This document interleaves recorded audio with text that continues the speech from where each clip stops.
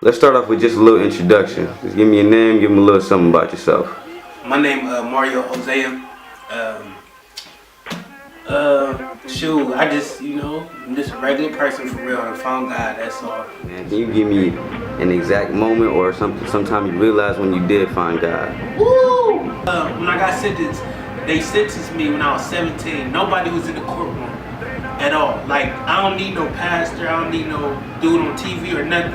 I have my own interaction with God, my own moment with God, and I felt this. I'm like, I know this guy, and I'm gonna tell you this. I was going through so much in life, and I told my brother, man, I'm like, man, the last time I was happy, I was in jail. Not that jail was a peaceful place, but I had my word in there. It was just like I had girls that had money, but I still wasn't peaceful, and now I had to get back to this peace, because they say, the Bible say, Jesus is the Prince of Peace. But when I got sentenced, nobody was in the courtroom. And I was praying to God, and I was the first dude to get a little bit of time, because the Bible says my mother and my father may forsake me, but God ain't gonna never leave me. So God was in there with me, and He just gave me a peace that I never felt before. Like, I know this real, like, by myself. Like, no, I don't need nobody else to convince me. People can help me out with their faith and build me up with their faith, but I have my own.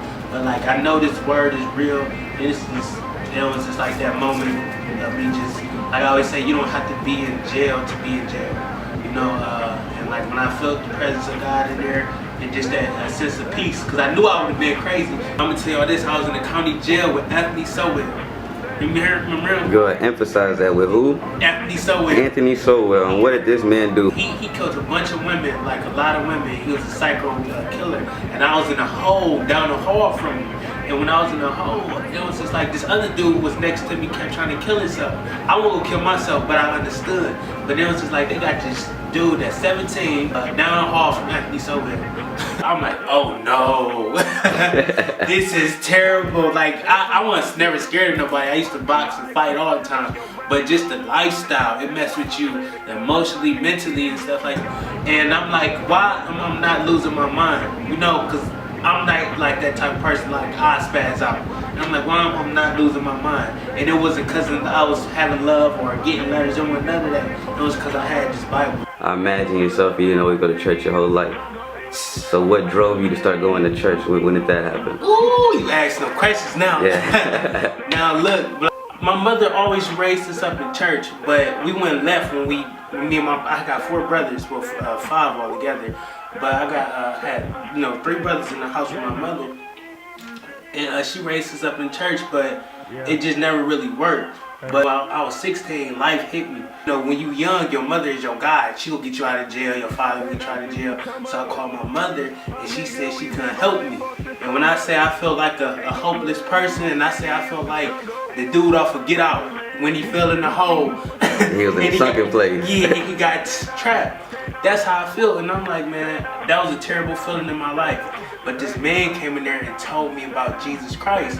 And it's just like, okay, I'm about to start looking into the Bible. But back to the question you're saying, I started reading the Bible. I got out of jail, and when I got out of jail, it was just like I couldn't stay focused. It was too much temptation. So I was just looking for church, and I found this place called the Word Church. It fit me, because it was just like, it was just too much devilish stuff out here as far as the girls, the drinkings, the parties, and this was just, I was still can be active. So I went to church just to, maintain my faith. And so would you suggest to other people to go to church, not to be such a good Christian or be the best person, but would it definitely help young folks that did attend church? Yeah, and go to a church that you understand. Don't just go for, like, if anybody helped me with my organization, I don't want you to just support it. I want you to understand it. Some people just go to church for no reason. Go to church to understand what's really going on, understand the message, understand them, and it's no perfect people. A church is just like a club. Just like the club out there, they want your money. The church don't just want your money, but they gonna ask you so they can, stimulate the organization. Are you on that? You see how I be moving around, be jittery yard right now. I had so much energy as this young man, and my mother, I kind of said this in my head, like, Mom, you ain't take care of me anyway. And one day she was like, if you can't come in at 11 o'clock, get your stuff and leave. I packed that big black bag, right, and got on the bus, and I was gone. I was gone. But that night I went to jail. And when I went to jail at 16, it was just a terrible experience because I stayed in the suburbs before. But I was introduced to the hood, and that just like turned on my savage. And, but I still was suburban a little bit, but I was still gangster at the same time. I never was a bad person. Like, if you can always say like an honest crook, you know, like I'm still in the eat, you know what I mean? I'm still in the do this, and that. One time I went to school, it was the beginning of the school year, and the school started back up. I didn't go shopping, you know, and it was just like my house is dysfunctional, my life is dysfunctional, and it just turned me into a dysfunctional person. Like I started saying, you know, I'm doing this for this, you know, like an honest crook. I'm like Robin Hood. I'm stealing from the rich to take back to the poor, you know. But it was just hard times for real. It was hard times. Winter times, I had no coat. I remember one time I was walking down this. That's why I be wearing Gucci shoes sometimes. I be walking down the street and I had holes in my shoes, and it was just terrible. So it was just like I had to. That's what made me like go to the streets, and for real, the streets showed me love, you know. But wherever is real love, it's real hate. And then it was just like I was real to it and I was loyal to it. What was your influence in the streets that you would say showed you love? Who was a person that influenced you either in a bad way or a good way? They always said good stuff, but it was like, you know, when your mama's at home tripping and flipping, the hood like, Rio, what's up? Give you some food, give you a couple dollars, put you on. It was just like, I remember my older dude, Kurt, he in jail right now. Kurt, Mighty, all my friends, you know, we going through the same stuff. It was just, you know, like we got shot at together, we messed with the same girls, we was going to school, we jumped people together. So that just made us like tight, you know, that made us, that relationship like real, because we've been through having no money to having some money, getting back broke, and getting some more money. So it was just like that bond was there. But I always tell people we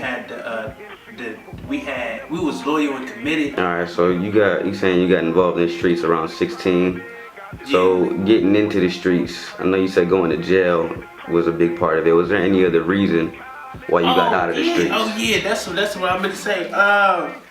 We was loyal and committed, but we was loyal and committed to the streets, and that was just the wrong thing. And we reaped what we was committed to. We was loyal and committed, but we was loyal and committed to the streets, and that was just the wrong thing. And we reaped what we was committed to. And after I seen all the betrayal and the wickedness and the evil inside, I had to get out of it. But like my best friend got killed when I was 17 in the county jail. He got killed on a robbery. He was the only person that ever sent me $60. My mother didn't even have no money to send me at the time. You musty, stinking, breath stinking, you don't got nothing. And he was the only one that sent me $60, so that it was just like a blessing.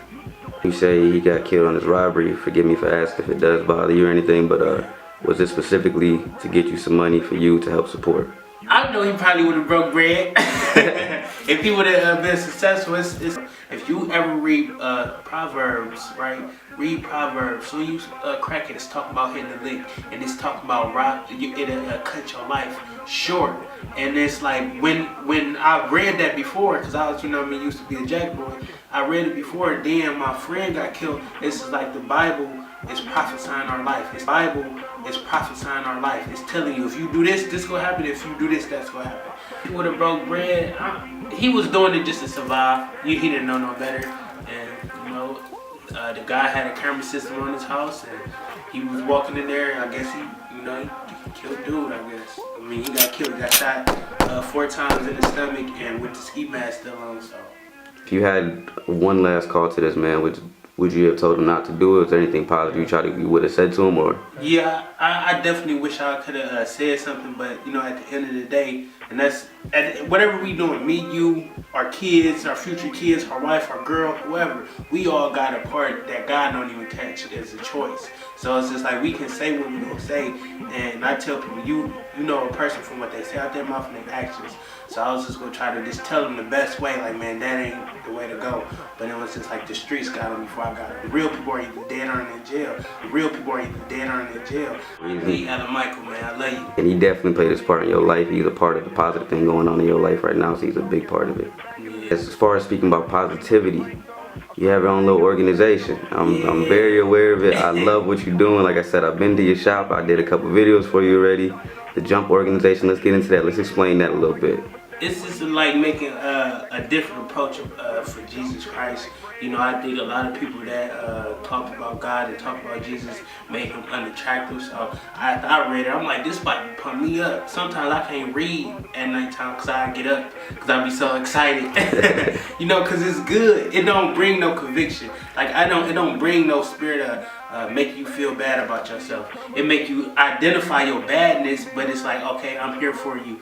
Do it, you know what I mean? Because as the Lord's Prayer, he said, give me this day. Because one day carries so much. You know, I'll be like, give me so much hell going on. Like, my girl will cheat on me this day. The organization will fall out. My car go this. You know, God, give me this day. And this is like, God grace is all through it. You understand? And it's just like, that's what I love about it. But the JUMP organization is stand for Jesus Unite My People.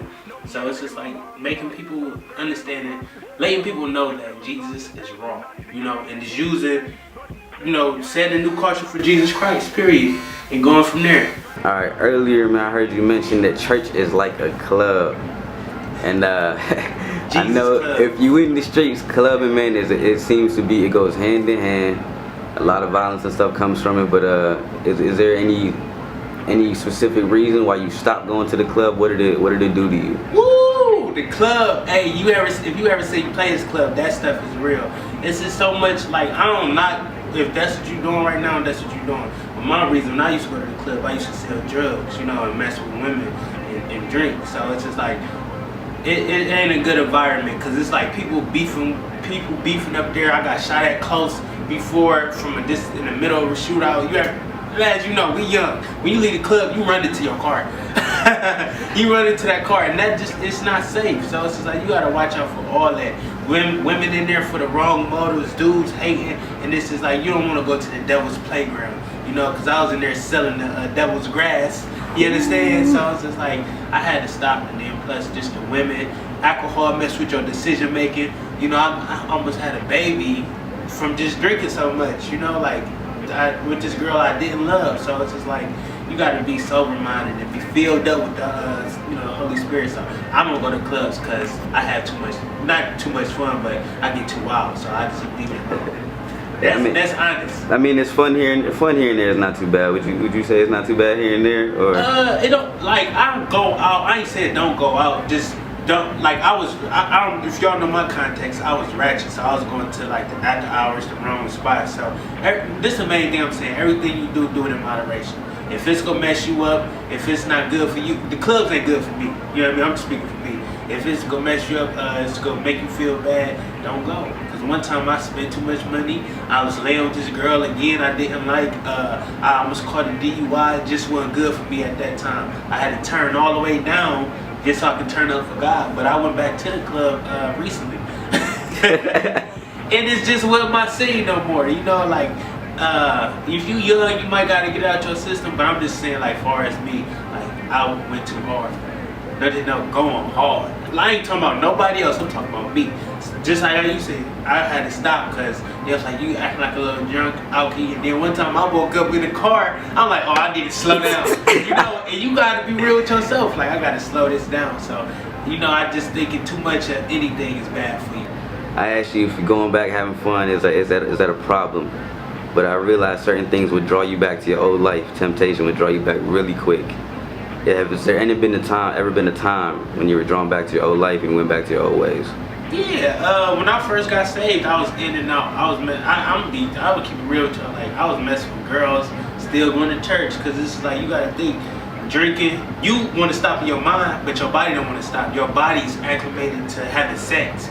Drinking, smoking, I had to stop. I stopped all this, having sex, so it was just like, there's so much going on. But, and it was temptation. One time I went to this church with a condom in my pocket. Oh, man. And a girl texted me a little booty shot in there. And it was just like the devil was on me. But over time, it stopped. You understand? I just want to let y'all know that I'm real drunk. Like, over time, it stopped. You know what I mean? Because I stopped smoking. I stopped drinking. I stopped having sex. You know, do them feelings come back. We human. We, as men, God put it in us that want to produce and have babies and have kids. That's natural. That ain't nothing even about that. But it was just like, You know what I mean? Temptation every day, like I said. I can agree, man. That's why the Bible says, give me this day. You don't know what you gonna do. Shoot, that's why I'm doing the interview now. I'm staying busy. You understand? Yeah, stay productive, stay active. The devil is out here, these women is out here, and then this is like, you might slip back, you know? But even if you do slip back, the Bible says you might stumble, but you ain't gonna fall. So it's just like being committed and being consistent until you get it. Yes. You still doing your interview? Yeah, yep, I'm about to finish it up and I'm gonna hit you back. Hit me back. Alright.